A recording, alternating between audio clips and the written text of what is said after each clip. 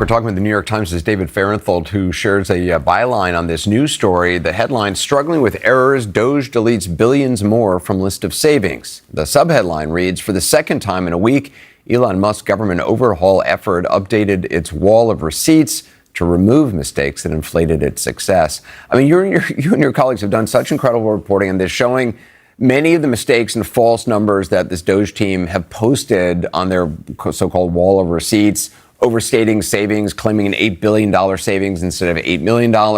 Your latest reporting involves contracts Doge was claiming credit for cutting, but some were actually canceled long before Trump's first term even began, as far back as 2005. Can you walk us through some of what you've learned? Yeah, what we're talking about is what Doge calls its wall of receipts. Basically, it's a list of contracts that it's claiming credit for having cut and the savings it says it achieved by cutting them. It's really the only place where they show their work at all. The only time they ever show us how they get to the numbers they claim for the savings. So you can go down this list and you can see the details of these contracts.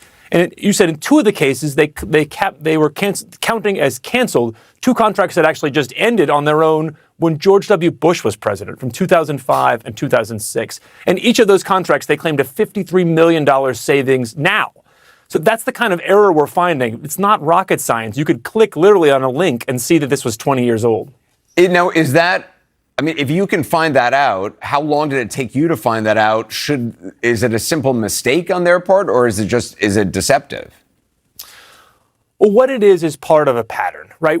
We're looking in this is, I said, the one place where you can see Doge show its work. And we're looking in there to see, are they competent? Do they know what they're doing? When they're looking at government contracts, which, again, that's the job they're out there to do, is to change the government, to overhaul it, to make it efficient. Do they understand the government itself and how it works? And the errors we're finding them making, I mean, you mentioned some of them, confusing millions with billions, triple counting the same contract, counting contracts as canceled that had actually been canceled long before. Those aren't difficult things to spot. And it speaks to sort of a carelessness or just a lack of familiarity with the government that they're now basically in charge of.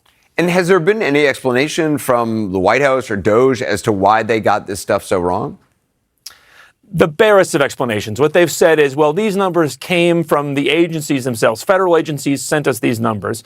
But again, Doge is supposed to be in charge here. And the errors they're making seems like they didn't look at these things at all or think about them. You mentioned one earlier where they confused billions with millions. That's not a mistake that anyone should have made, because what they said was that ICE, Immigration and Customs Enforcement, had saved $8 billion by cutting one contract. Well, if you think about that for 1 second, $8 billion is ICE's entire budget. So how could you ever thought they gave their